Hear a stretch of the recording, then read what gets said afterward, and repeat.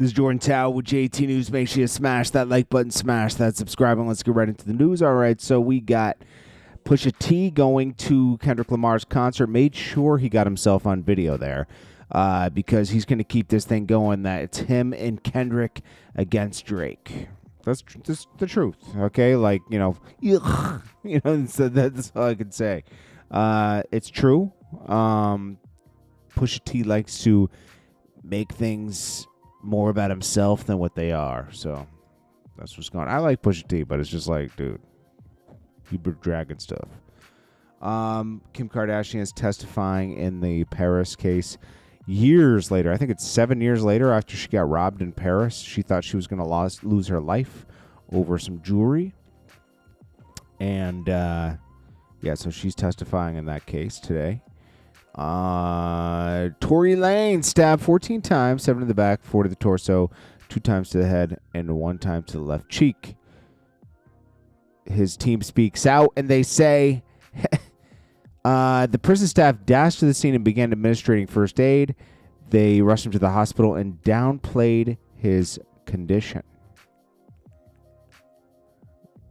So, and there's no confirmation on why this happened. I know some people were saying it was a Mexican gang and this and that. They don't know. Okay, let's just be honest. Tory almost lost his life. This is not how he wanted to leave prison. And I hope Kelsey gets a conscience and tells the truth. Something. Own up to something. Own up to something. Jeez. Adam explodes. Look at this headline. Adam explodes on Wack 100. Ayo. For protecting Aaron the Plumber snitch allegations. See, Wack 100 was going so hard at Aaron the Plumber. Pause. And then all of a sudden he's drawing back because now he wants to do business with him and set up a fight card for him. Aaron the Plumber's like kind of packed up, bro. It's like it's about to be.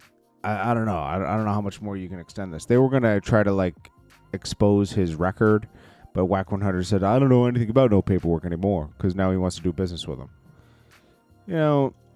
This guy's all over the place, bro.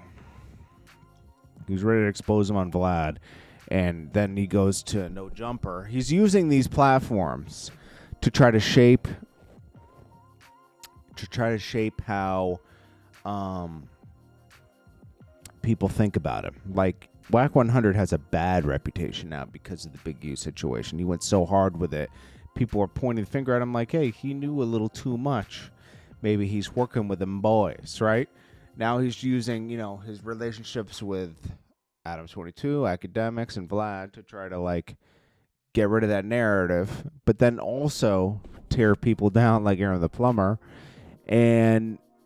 But now he found a way to do business with him now, so now he's going to try to use him and exploit the situation, I guess. I don't know.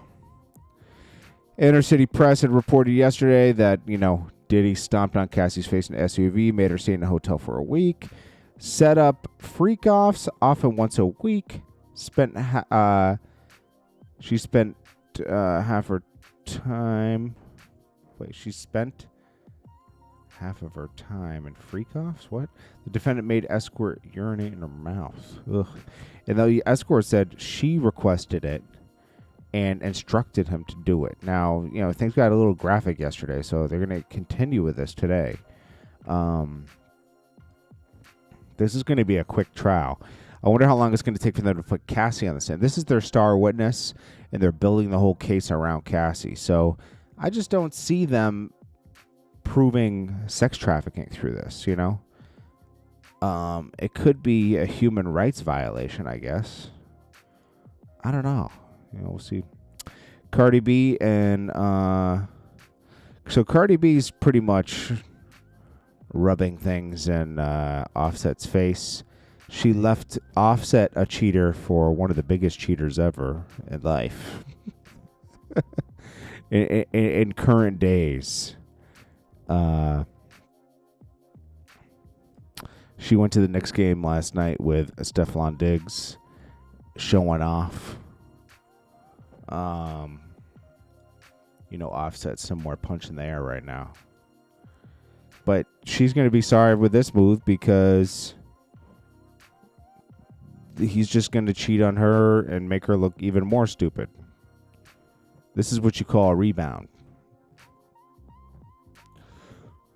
An artist in Philly lost his life over his chains the other day. And Gilly talked about this and kind of like had some advice for the youth. LGP Quad, you know what I'm saying? It's just crazy out here in Philly that, it's coming out that some youngins tried to rob him for his chains and end up killing him. And it's like, to the youngins that did it, it's like, y'all can't even go sell the chains. You can't even get rid of the chains. So y'all done killed the man for nothing. And just know, he was a man that talked peace on the streets. So when y'all got about probably a week before y'all get caught, 2 weeks, if that. When y'all go to court, they gonna play all them peace on the streets videos that he did. And the judge probably gonna sit there and look at that shit and sentence y'all niggas to like 44,813 years, like you niggas a fucking lemon tree. Like you niggas could live that long. The motherfucking judge gonna sentence you like you a fucking tree. For nothing. Tree. You niggas didn't get nothing out of that shit. That's true. Except for a fucking homicide. Rest in peace to LGB Quad, That's man. sad. Philly, we gotta do better. We gotta be smarter, man. Y'all just took y'all lives and y'all took this kid life. It's crazy, man. I can't believe that was a crazy analogy. You're going to sentence you like you're a tree. It's true. You guys are going to go to jail for the rest of your life over a chain.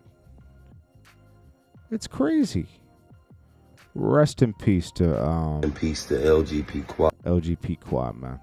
I didn't know his music, but still, man, over a chain, bro.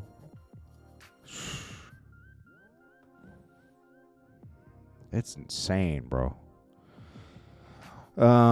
So T.I. and Tiny, they get a win in their case again. They're getting interest on the money owed because they haven't been paid the 71.4 million. They're gonna have a 4% interest on it now because these people aren't paying. Although the dolls have been pulled from the shelves, MGA is appealing the decision, so the payout was on hold. It highlights the importance of protecting creative work, with Tiny calling the verdict a win for culture. But they don't have the cash in hand, so that's that. Jim Jones fires back at Camron. Camron was stated that Camron was like, hey, I had the longest run in Harlem. Well, that offended Jim Jones for some reason, though, even though he was a part of that run.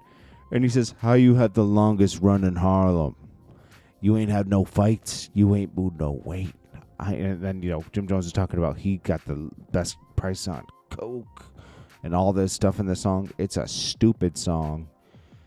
Jim Jones is stupid for the diss. Desperate. This is a move of desperation for Jim Jones, trying to find a moment of relevancy. Everything is fleeting from him. Dipset, Kanye, everything. Jim Jones can't sell anything right now. He went triple plastique, trying his best to move from the church steps. I think he moved 3,000 units. 3,000 units. So, he's blaming Camron for that. I can't even play the song, but, it's like, it's trash, bro.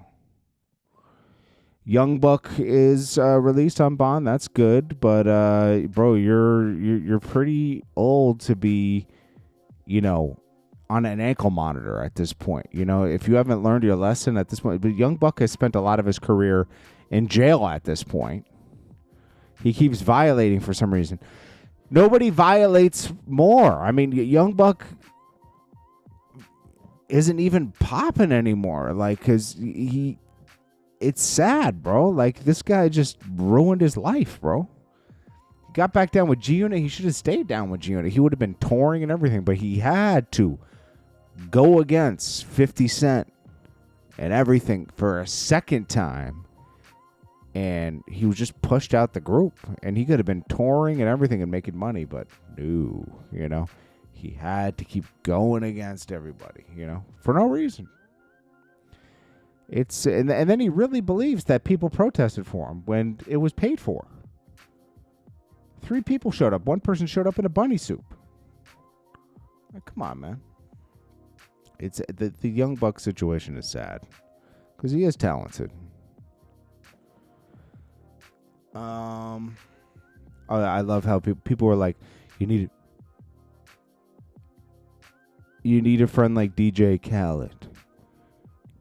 DJ Khaled was introducing E-Class, his partner with Finger Lickin' Good Foods, to the CEO of Raising Cane's. And he's like, can we get some business going here? I'm going to tell you why Khaled did this. Khaled was business partners with E-Class on Finger Lickin' Foods, and he backed out of the deal, in a sense. Like, he was pushing it really hard in 2013 and 14, shooting videos in front of it and everything, and then all of a sudden kind of abandoned it because he took off on his own. He abandoned everybody. Ace Hood, all the artists he signed back then. I mean, Movado, everybody, right? Signed a bunch of artists, bro. It's funny how much he's embracing Khaled. Vibes Cartel and Bounty killing them right now. But like, he had Movado all these years and did nothing with them. Nothing. He focused on himself once things kind of worked in his favor again, and left everybody for dead. And he left E-Class for dead. You don't hear about it publicly, but this is him trying to make up for that. Trying to get some other business going. So this isn't like everyone needs a friend like DJ Khaled. No. If you do business with DJ Khaled, you could end up holding all the cards. Could end up being very bad for you. Anyways, this is Jordan Tower with JT News. Appreciate you all, and I'll check you guys in the next one. Peace.